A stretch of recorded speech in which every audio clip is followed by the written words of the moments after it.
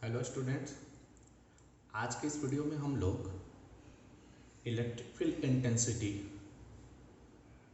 Eight a point due to an electric dipole से related कुछ importants numerical को solve करना सीखेंगे।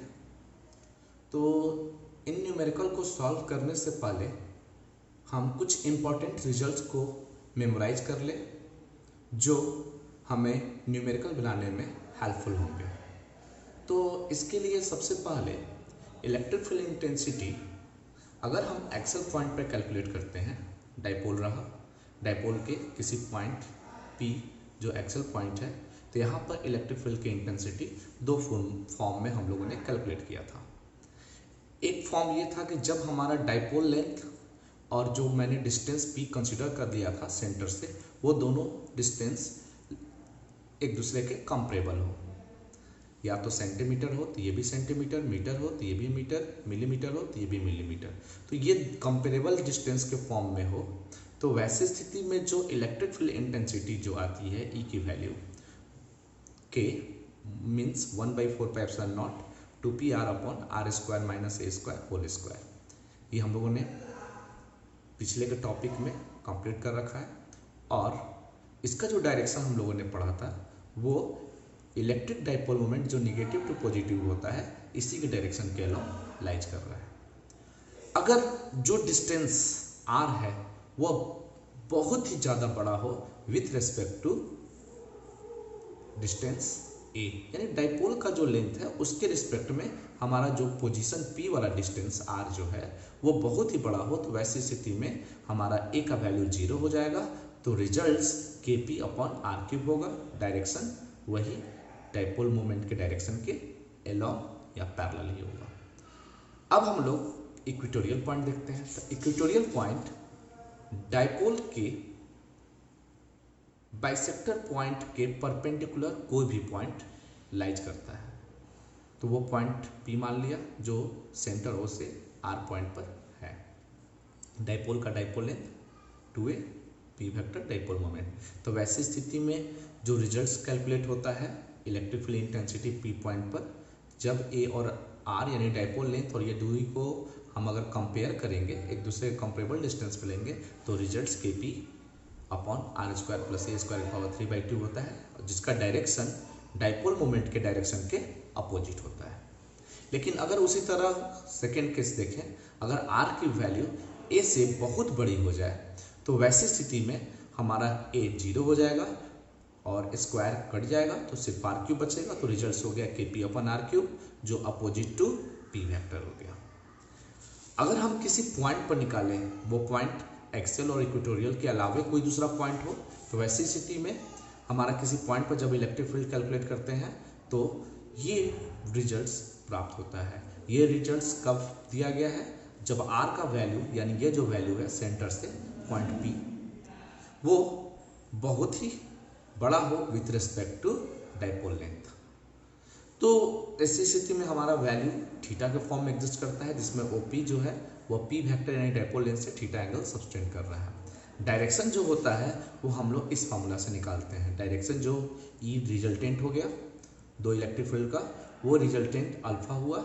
ये इलेक्ट्रिक फील्ड अगर इस डाइपोल का कंपोनेंट ब्रेक करते हैं तो इसके वजह से एक्सेल पॉइंट था और ये इक्वेटोरियल पॉइंट था, इन दोनों का ये रिजल्टेंट हुआ।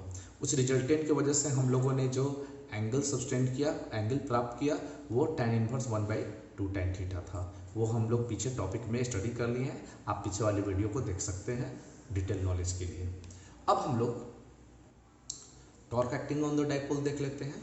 तो जब डाइपोल को हम लोग किसी यूनिफॉर्म इलेक्ट्रिक फील्ड में रखते हैं तो उस डाइपोल के हर एक चार्ज पर दो फोर्स लगेंगे, दोनों फोर्स का मैग्नीट्यूड इक्वल होगा, एक -QE और एक +QE। डायरेक्शन दोनों एक दूसरे को पॉजिटिव रिप्रेजेंट कर रहा है, तो इस पर लगने वाला जो टॉर्क होगा P sin theta, vector form में P vector cross E vector लिख सकते हैं। और इस पर लगने वाला जो नेट फोर्स है equal in magnitude opposite in direction, तो इस सिस्टम पर नेट फोर्स क्या हो जाता है 0, और टॉर्क हमारा P vector cross E vector के रूप में एग्जिस्ट करेगा। तो अब हम लोग न्यूमेरिकल स्टार्ट करते हैं। तो पहला न्यूमेरिकल एक्सेल पॉइंट से रिलेटेड है। क्वेश्चन में कह रहा है कि एक डाइपोल जो है वो दो चार्ज ±2 माइक्रोकूलम से बना हुआ है। दोनों 10 सेंटीमीटर के डिस्टेंस पर सेपरेटेड है। Calculate the electric field eight point P at distance 10 centimetre from the mid point of the axle line of that dipole. यानी कि डायपोल 10 सेंटीमीटर है, तो सेंटर से हम इसको 5 सेंटीमीटर और 5 सेंटीमीटर कंसीडर कर लेते हैं। -2 माइक्रोकूलम को ए पर माना और +2 माइक्रोकूलम को बी पर माना। सेंटर से 10 सेंटीमीटर की दूरी पर मैंने एक पॉइंट P कंसीडर कर लिया। तो अब इस पॉइंट पर हमें इलेक्ट्रिक फील्ड कैलकुलेट करनी है। तो अब यहाँ पर देख रहे हैं ये भी सेंटीमीटर में है, ये भी सेंटीमीटर में है। तो अब हम लोग जो फॉर्मूला यूज करेंगे वो पहला वाला जो फॉर्मूला क्या था, 1K 1/4 2PR अपन r² + a² की पावर होल स्क्वायर। तो इस फॉर्मूला को हम लोग यूज करेंगे। तो ये फॉर्मूला जब यूज करेंगे तो इसमें जो रिजल्ट्स आएगा 9 × 10⁻9 2, P का वैल्यू 2 × 10⁻6 कैसे कैलकुलेट होगा, तो Q × AB पर नहीं होगा, तो Q का वैल्यू हो गया 2 × 10⁻6 और R का जो वैल्यू है वो इन दोनों के बीच की दूरी है, तो 10 × 10⁻2। और हम लोग ये वैल्यू को दोनों को प्लेस करके जब सॉल्व करेंगे तो रिजल्ट ये प्राप्त होगा। रिजल्ट होगा 6.4 × 10⁻6 न्यूटन पर कूलम। लेकिन डायरेक्शन जो होगा वो डायरेक्शन इलेक्ट्रिक फील्ड के डायरेक्शन के यानी इलेक्ट्रिक डायपोल मोमेंट के डायरेक्शन के अलोंग होगा। तो डायरेक्शन अलोंग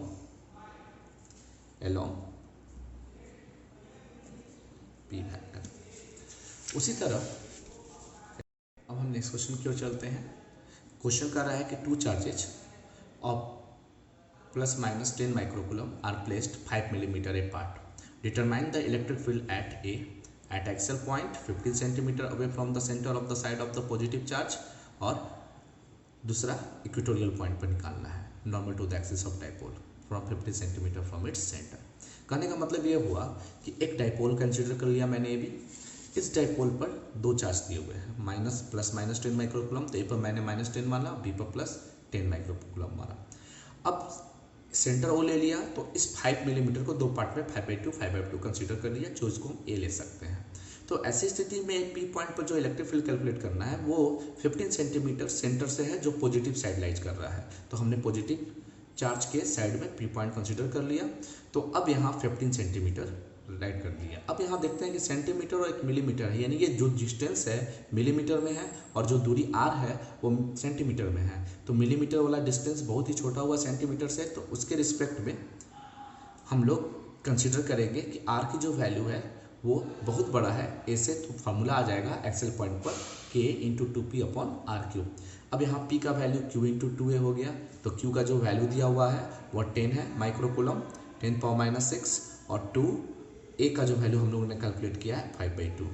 तो यानी इस तरह हमारा क्या रिजल्ट आएगा, मैंने यहाँ वैल्यू P का रख दिया है, यहाँ पूरा ये P का वैल्यू हो गया 2, K का वैल्यू 9 × 10⁻9, R का वैल्यू सॉल्व करेंगे, ये रिजल्ट प्राप्त होगा। अब हम लोग इक्वेटोरियल पॉइंट पर कैलकुलेट करते हैं इलेक्ट्रिक फील्ड। तो इक्वेटोरियल पॉइंट पर जो इलेक्ट्रिक फील्ड होता है वो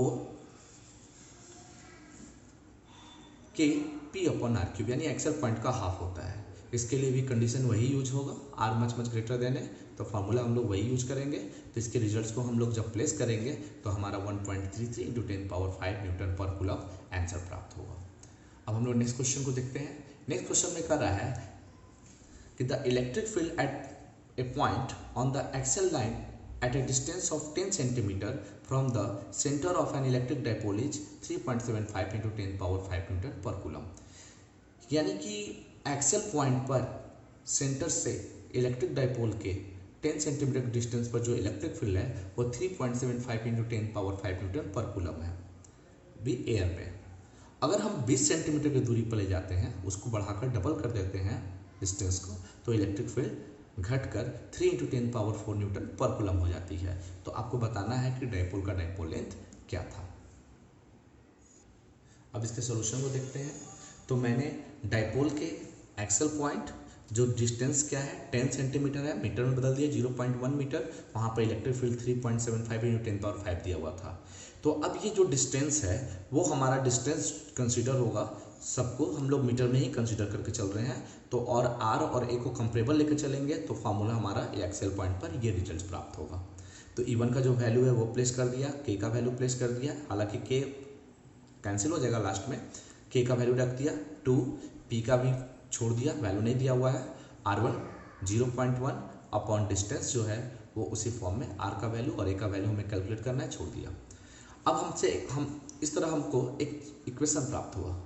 अगर हम आर एक्सेल पॉइंट पर R2 = 20 सेंटीमीटर के बारे में सोचें, जो 0.2 मीटर हो जाता है, तो वहाँ पे इलेक्ट्रिक फील्ड 3 × 10⁴ न्यूटन पर कूलम दिया हुआ है।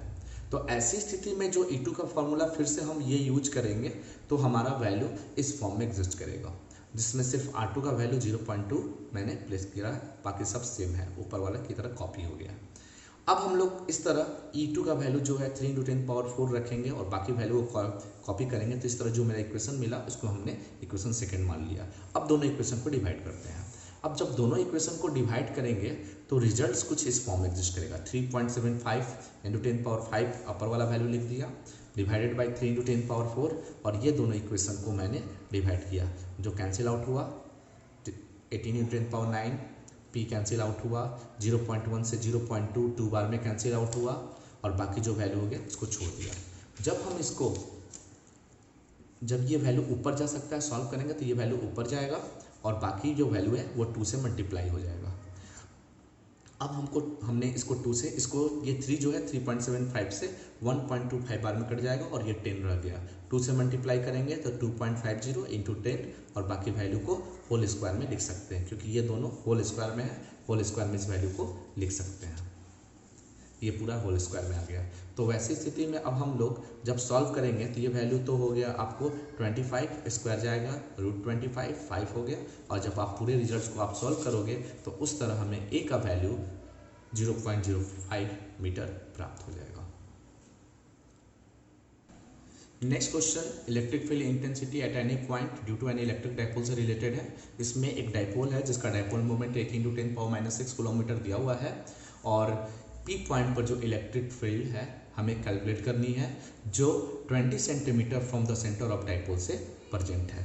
यानी यहाँ से यहाँ तक की जो दूरी है वो 20 सेंटीमीटर है। पी पॉइंट कंसिडर कर लिया, डाइपोल ये दिया हुआ है, सेंटर से 20 सेंटीमीटर के डिस्टेंस पर एक पॉइंट पी है, जो ओपी जो है वो डाइपोल से 60 डिग्री के एंगल से सबस्टेंड है।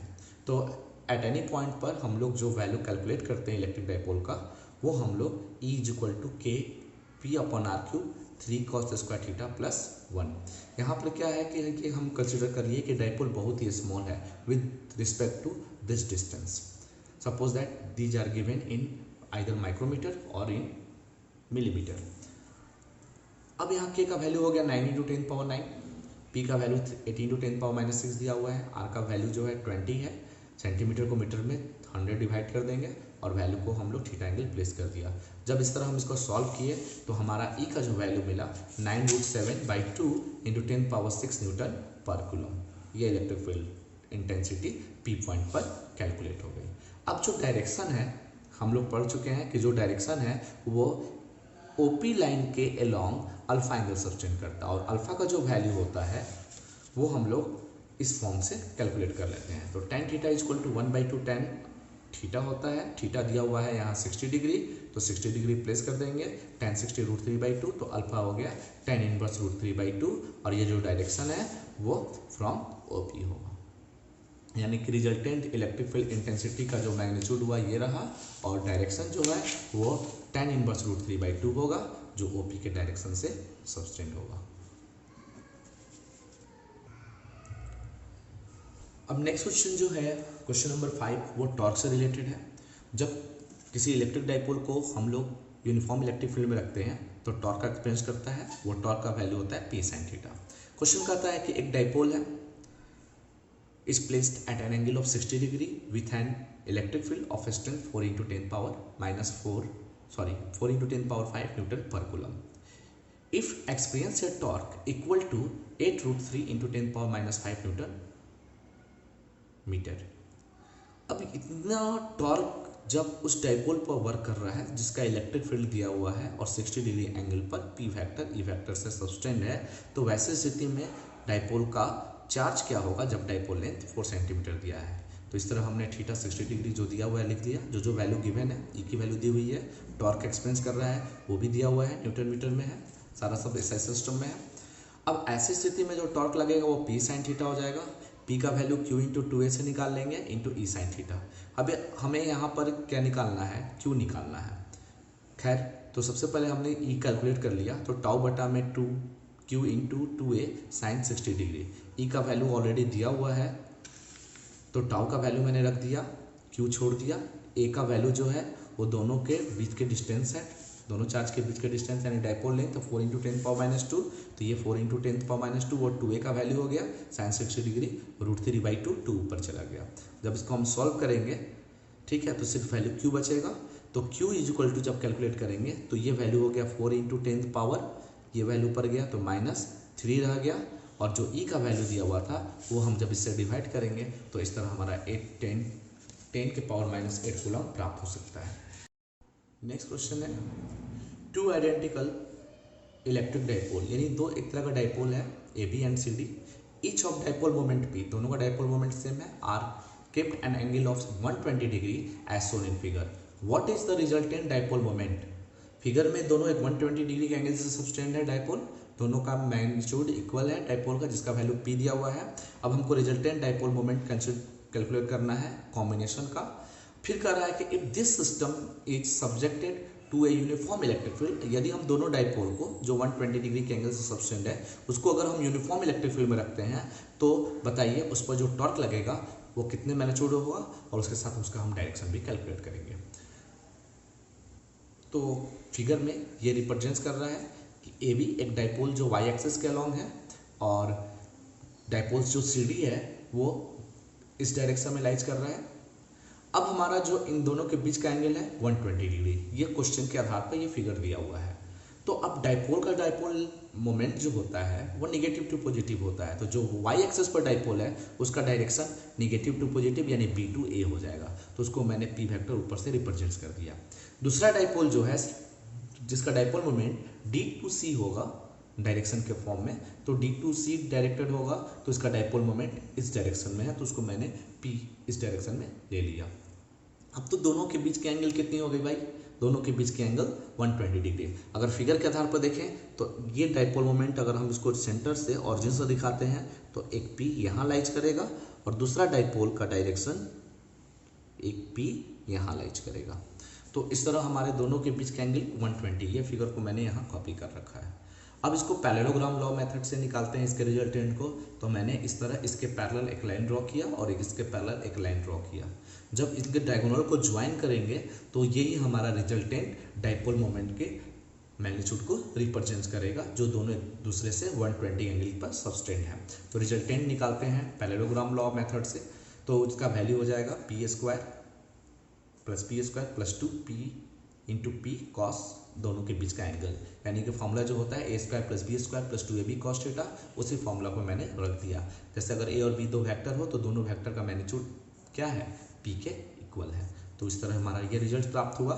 तो p और p मिलकर 2p² हो गए, cos 120 -1/2 कैंसिल आउट हो जाएगा। जब इनको सॉल्व करेंगे 2p² - p² सब्सट्रैक्ट करेंगे तो ये वैल्यू p के इक्वल हो जाएगा। तो अब इस तरह हमको रिजल्टेंट डायरेक्शन देखना है, तो जो भी डायरेक्शन निकालते हैं वो डायरेक्शन निकालने का पैरेललोग्राम लॉ से मेथड है क्या कि यदि जिससे एंगल, मान लीजिए एंगल डायरेक्शन निकालने के लिए मैंने फाई मान लिया, तो जिससे एंगल बनता है वो उससे हम लोग साइन के फॉर्म में लेते हैं। तो जैसे वैल्यू होता है b sin theta upon a + b cos theta, तो b की जगह p मान गया p है और a और की जगह भी p है, यानी सब वैल्यू इक्वल है। तो इसको हम लोग पैरेललोग्राम लॉ के मेथड से जो डायरेक्शन वाला फॉर्मूला है उस पर जब हम बैठाएंगे तो इस तरह हम सॉल्व करेंगे तो वैल्यू हमारा सिर्फ √3 बचेगा। तो अब ये वैल्यू जब √3 हुआ यानी फाई जो हो गया वो कितना हो गया? तो √3 tan में 60 डिग्री का होता है, तो फाई का वैल्यू 60 डिग्री हो गया। तो यानी कि हमारा जो रिजल्टेंट पी वेक्टर है वो वाई डायरेक्शन वाले पी से 60 डिग्री के एंगल में सब्सटेंड है। तो अगर ये ई जो है एक्स एक्सिस के अलॉन्ग दिया हुआ है क्वेश्चन के आधार पर, तो अब 90 में से 60 माइनस करेंगे तो ये थीटा कितनी होगी? 30 डिग्री हो जाएगी। तो इस तरह हमारा 90 से 60 माइनस किया, थीटा 30 डिग्री हो गया, यानी कि पी वेक्टर जो अब एक्स एक्सिस से 30 डिग्री के एंगल पर सब्सटेंड है। तो अब हमें क्या निकालना है? टॉर्क। तो हमें नेट पी वेक्टर कैलकुलेट हो गया, p डैश निकल गया रिजल्टेंट, जो कि इंडिविजुअली किसी एक पी के इक्वल है, और डायरेक्शन भी कैलकुलेट हो गया। लेकिन जब हम इसको यूनिफॉर्म इलेक्ट्रिक फील्ड में रखते हैं इस सिस्टम ऑफ डाइपोल को, दोनों डाइपोल के सिस्टम को, तो वैसी स्थिति में जो टॉर्क लगेगा वो नेट रिजल्टेंट डाइपोल इंटू ई साइन थीटा यानी पी साइन थीटा। और पी डैश का जो वैल्यू है वो पी के बराबर आ चुका है, तो वैल्यू हम लोग पी यहाँ रख देंगे, पी साइन 30 डिग्री। थीटा जो है पी वेक्टर पी डैश और ई के बीच का होना चाहिए, इसलिए हम लोगों ने पी डैश और ई के बीच का एंगल थीटा कैलकुलेट कर लिया है जो 30 डिग्री है। तो इस तरह हमारा साइन 30 डिग्री का वैल्यू जब हम प्लेस करेंगे तो हमारा रिजल्ट P/2 आएगा। और ये जो डाइपोल का जो रिजल्टेंट डाइपोल मोमेंट है उसको हम लोग क्रॉस प्रोडक्ट से निकालेंगे। तो क्रॉस प्रोडक्ट से कैसे कैलकुलेट करते हैं, तो पी वेक्टर इस डायरेक्शन में है, E vector x axis direction में है। तो हम अगर इस सेंटर पर एक स्क्रू को रखें और पी से ई की ओर जब हम इसको रोटेट करेंगे तो यह inward perpendicular to the plane of paper होगा। तो इस तरह हम इसको लिख सकते हैं, it is directed into the plane of paper perpendicularly।